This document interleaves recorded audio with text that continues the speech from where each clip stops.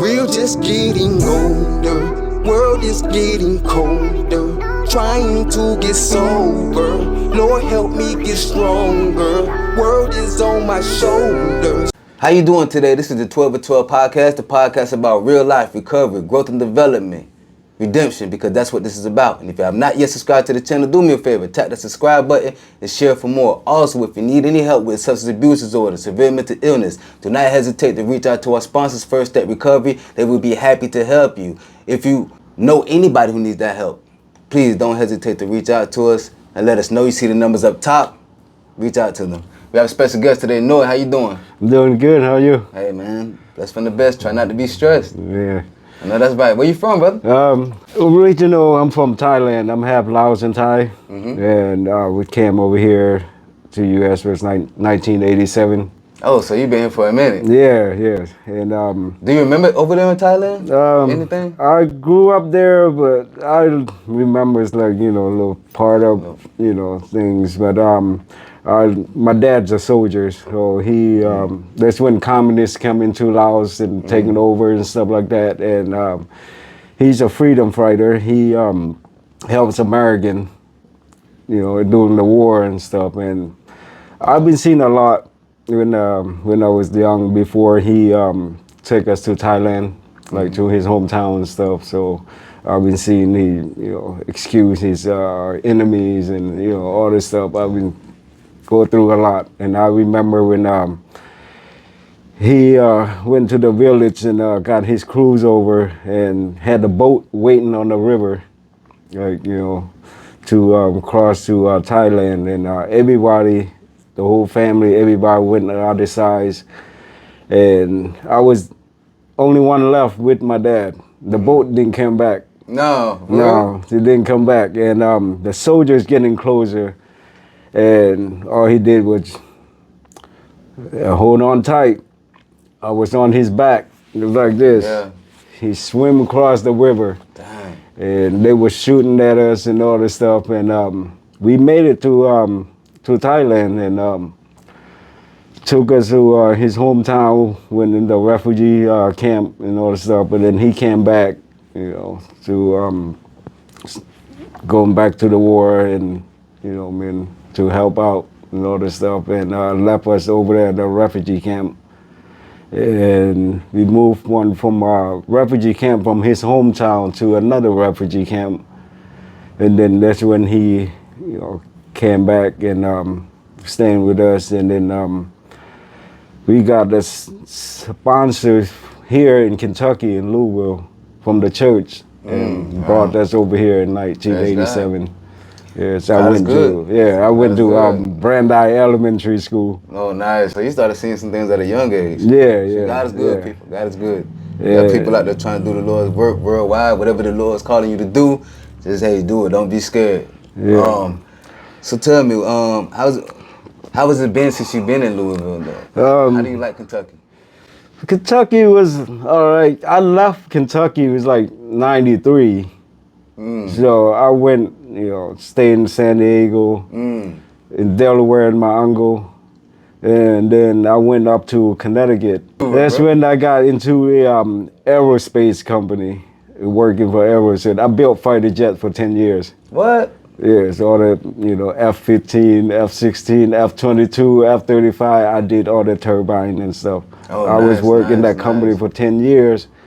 And I moved down here and back home in 2010 and staying for a couple months. And I left, I went to Minnesota, staying there 5 years and did construction work at a company called Fabcon. A concrete precasting. Yeah. So I couldn't handle the cold up there. It was too cold. Too cold up there.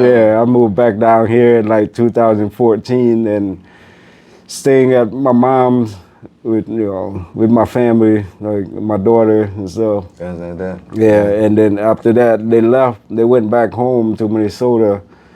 That's when I start coming outside, and going out to the streets and all this stuff. And in 2016, that's when everything stopped for us, rock bottom. Yeah. And it stopped from my oldest sister, and my younger brother. You know, Yeah. and that's how I become a victim of a gang stalker. A gang stalker? Yeah, and And what exactly is gang stalker? the gang stalker is more like it's like organization gang, like Organized people, crime. yeah, organized crime. Organized They like you don't know who they are. You know, they can be in anywhere. They can be like friendly to you, but then behind the scene they work against you. Yeah, You yeah. know, I mean, Basically a lot of corruption. They and things study, like yeah, that. they study you. You know, I mean, everything about you, and then turn that against you. Yeah. You know, anything you do and what you like, what you interest, and all this stuff, and basically they just like Is there a way that is it basically a way they could come in and blackmail you and do all type of things like manipulate, that? Yeah, and manipulate and all type of stuff. all stuff like that, and then Dang. turn everything against you, and come to a point where all my surrounding friends and all this stuff is start, you know, acting different when I'm around. Yeah. So that's when I start notice something like, you know, something is wrong, something's not right. Mm-hmm. You know what I mean? Like, as soon as I walk out, you would see all these cars, like same car, like, you know, it's just like parade on the street, Yeah. like circling around and all this stuff. And everywhere I go, I would get like public humiliation, harassment, you know what I mean? Like when you walk on the street or something, next thing you're gonna see somebody come and cut right in front of you, and then it's come out and start yelling at you, like, you know what I mean? Like, So a lot of strange things went to happen. yeah, it's a lot of You were strange. telling me before how you how a lot of those things and the trauma and things that went to happen in your life led you to start using at that time. Yes, that's not usually. What was your drug of choice when you was using? I was doing meth. It's Meth. just to, you know, because to a point where I felt like I'm not safe, and that's the only thing gonna keep me up. You know what I mean? Because I'll be on the street, camp out in the wood like by the railroad track and all the stuff, and I do not know what's gonna happen, who gonna pop up. So you felt a lot of paranoia at the time? Yes, that a you lot of just felt like- sarcopenia and all that stuff like that. So I got, you know, I mean, in and out in jail, got assault in jail by a state inmate, broke four of my rib, Jeez. and It's rough in there, man. Yeah, Man, and the people don't care about you in there, man. and It's they it's don't. damn- After that, I was in the hospital for like a couple days and stuff. I got released, went back to jail, got the severe pains in my stomach. Like, you know, it was like the Was it gas from the is beat? there. Yeah, it's like the gas was the built and all the stuff, and the pain is just keep rising. Got the nurse, went into the nurse office, sitting there. That's when all I remember is they were like, "We lost his pulse." All I see, everything was just white. Yeah, I died in so jail. you died? Yeah, I died. So you died, and then you seen white. Yeah, it's like that's the first when I heard they say we lost his pulse, we lost his pulse. That's when everything was just like white. That's all I see. So it didn't turn dark. You seen light. Yeah.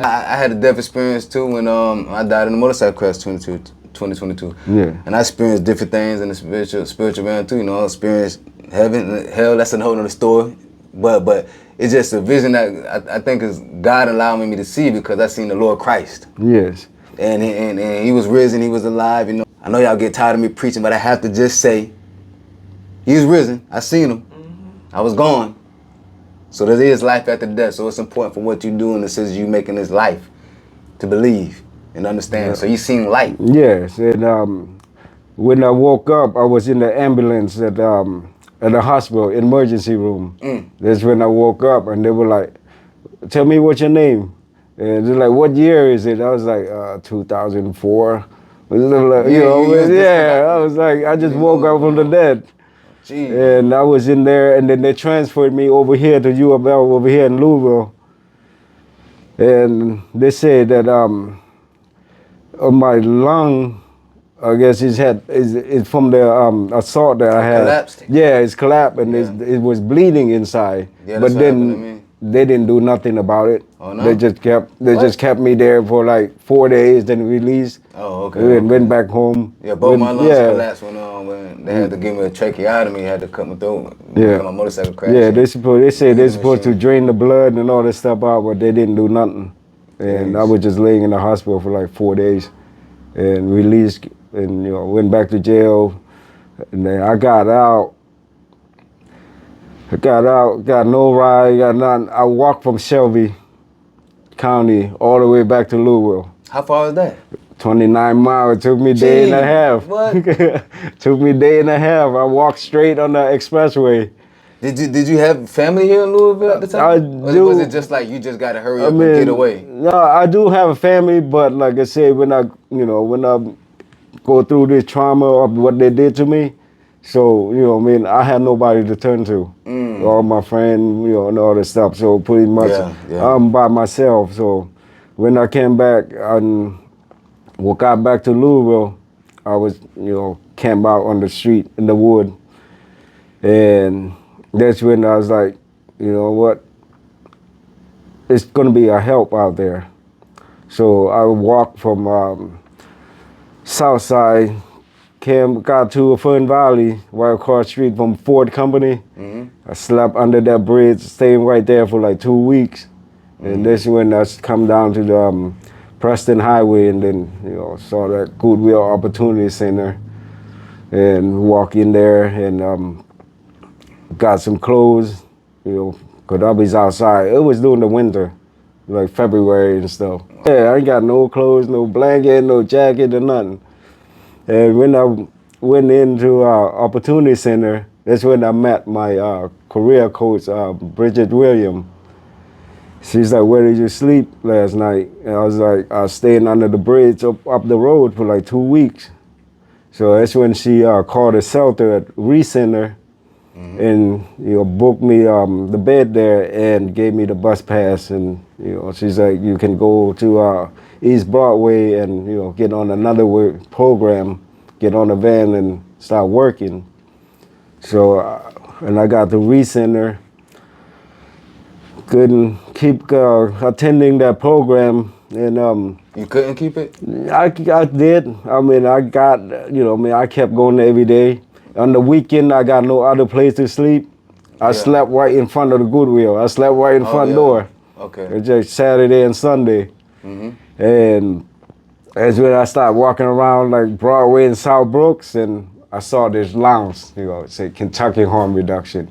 Oh, yeah. And don't know what it's about, no idea, but I don't know what the schedule, what time they open or what day, but I just kept walking around there every day until the day I found it's open.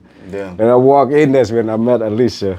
Oh, wow, that's awesome. That's awesome. So were you still using at that time, just walking? I was already, you stopped at that time? I already been sober when I walked away from the South Side. Oh, nice, nice. Yeah, I was all like so a when month. you got out of jail, you was like you was done? Yeah, when I came out, when I got released, and they told me, they said, you got 30 days to get into the program.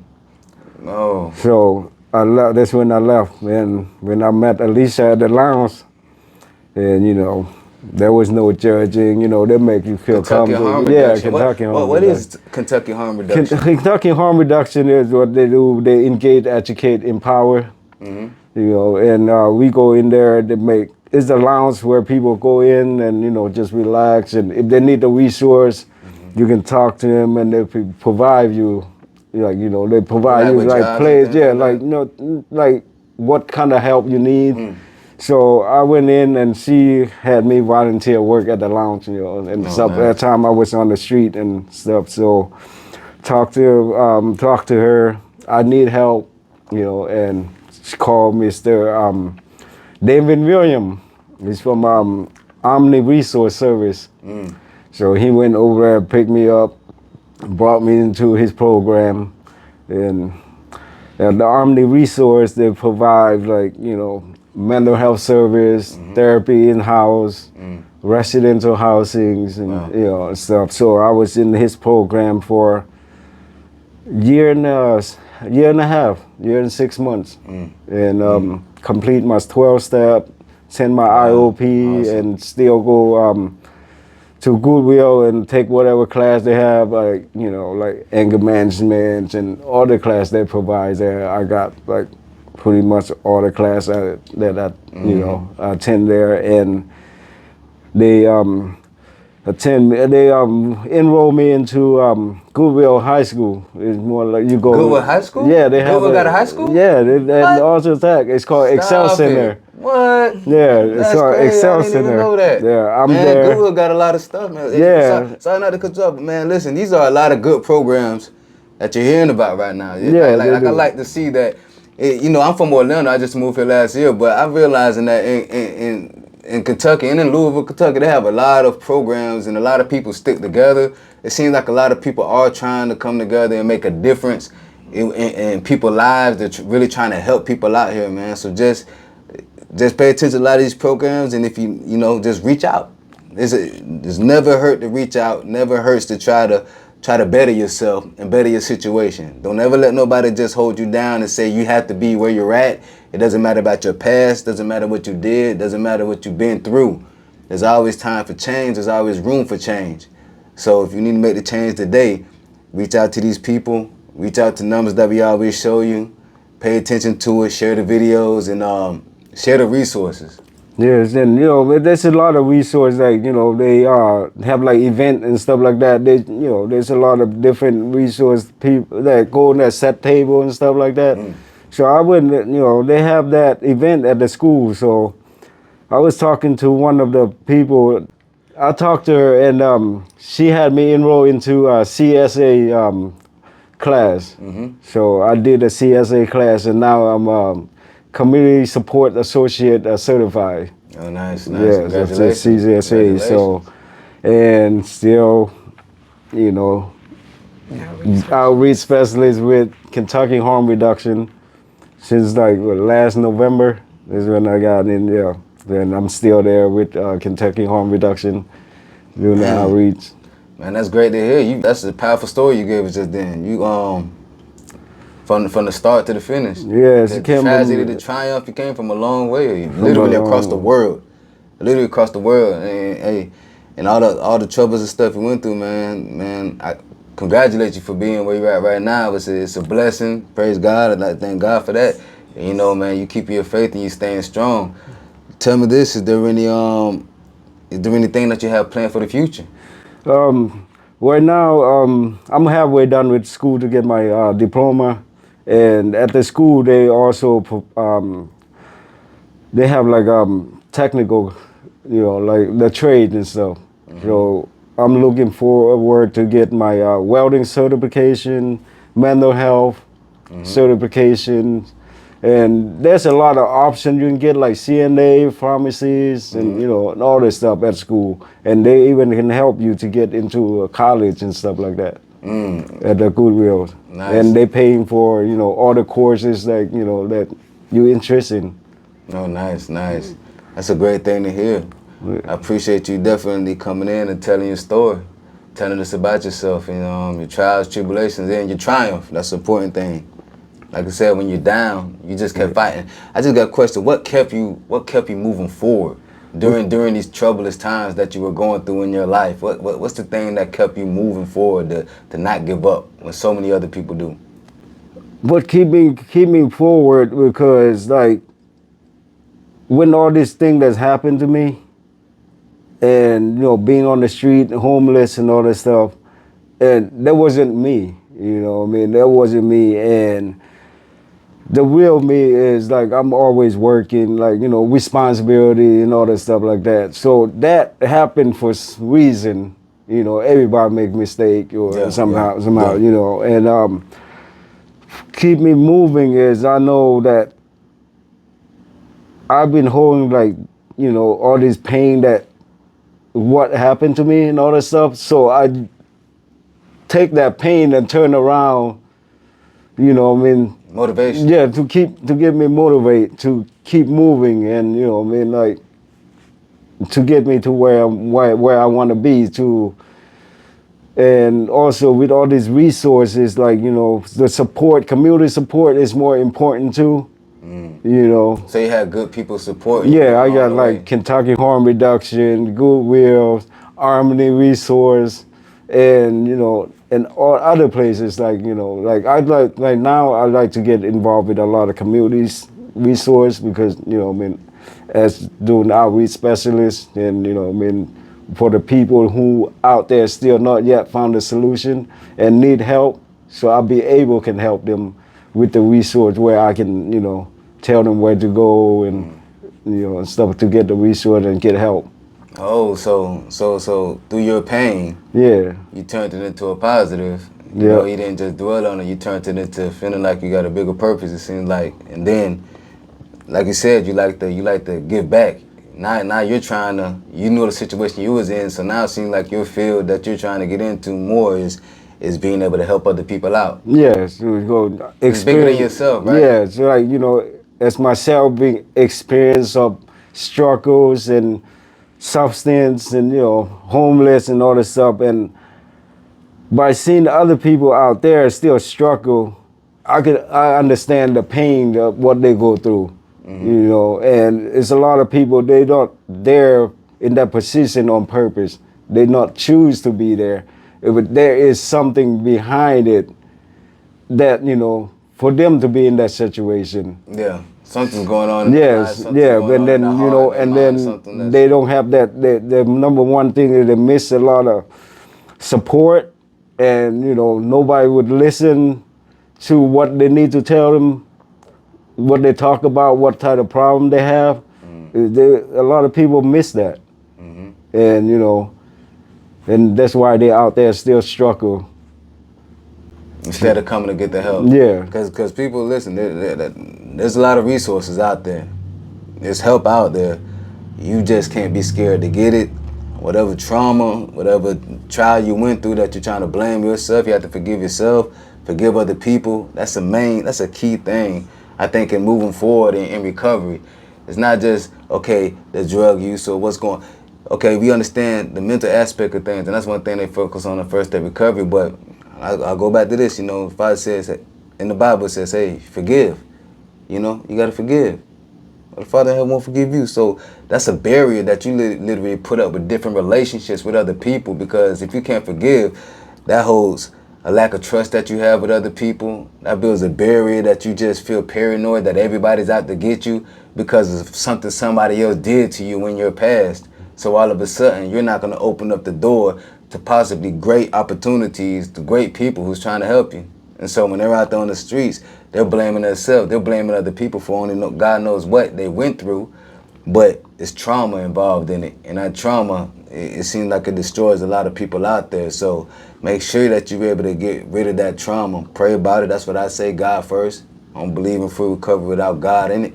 But figure out who you need to forgive in your heart, and then you're able to get rid of that pain and then turn it into triumph, turn it into positive things, because when you're holding pain, then you're going down. You're going to do destructive things. You're going to do things to destroy your life. You're going to do things like go out and use drugs, get drunk all the time, get in bad relationships, do all type of stuff, ruin your life. That's what pain does. But then once you get over that pain and be like, you know what, I went through this, but I want to better myself and I want to be able to help other people get over it. Then it's like, you know what, I want to do more. I want to help people. So I'm going to get rid of this pain and start bringing life into people's lives. Healing, true recovery. That's what it is. When you're in pain, you're hurting. When you recover from pain, you feel better. So when you're going through the pain, everything's hurting. From your mental, your spiritual, your physical. But then once you get your spiritual, your physical, and mental right, then you feel better. You're in recovery. You feel better. You might, you know what I'm saying? You healed those scars. You healed that trauma that was inside. And now you're able to actually go and help other people recover mentally, physically, spiritually, all the way around. And that seems like that's what you're doing today.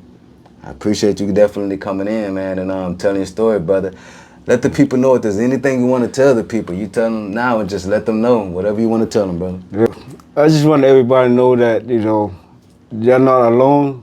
There is hope, and there's a lot of resources out here, like, program, opportunity, to change your life, and, like a second chance. Like, Opportunity Center at Goodwill, they have given me a chance to rebuild myself, Kentucky Harm Reduction and Harmony Resource Service. I've been there for like a year and a half, and now I got my own place. Like, you know, I was right here down at Hazel Street, so I'm on my own right now. Nice, nice. I'm So, happy to hear that, brother. Yeah, Many and blessings, many blessings. Like this is, you know, there's a hope out there, because I was hopeless before, you know. And I isolate myself from public, from, you know, everything. It's like, I didn't even think that, you know, I mean, I'm gonna get help. I don't think there's gonna be a help out there, but, you know, I was wrong. You know, I mean, I didn't try. Yeah. You know what I mean? But now when I walked away from that and try and, you know, research and go find, like, you know, places like where I can fit in, like, you know, where it's gonna be place that, you know, to help and support me. And now I'm here, and, you know, I mean, like, I found this support and a lot of community support out here, like, it's there for you. Amen, brother, amen. So you hear it. Don't give up. If you need help, it's there for you. Don't make excuses. A lot of people make excuses. It's there for you. Like he said, he didn't give up. He kept trying. You can't give up no matter what happens. You give up, you die. That's it. You just giving up. But as long as you have breath in your body, continue to try. Check out these resources. Make phone calls. Reach out. You hear me? You got Kentucky Harm Reduction. You got Goodwill Service. You got so many things to answer. You need help with recovery. You got First Step Recovery. You got all these different places. And many people come on this platform and they tell you different resources, different places. So there's no excuses. Stop being your worst enemy. That's it. Start helping yourself now.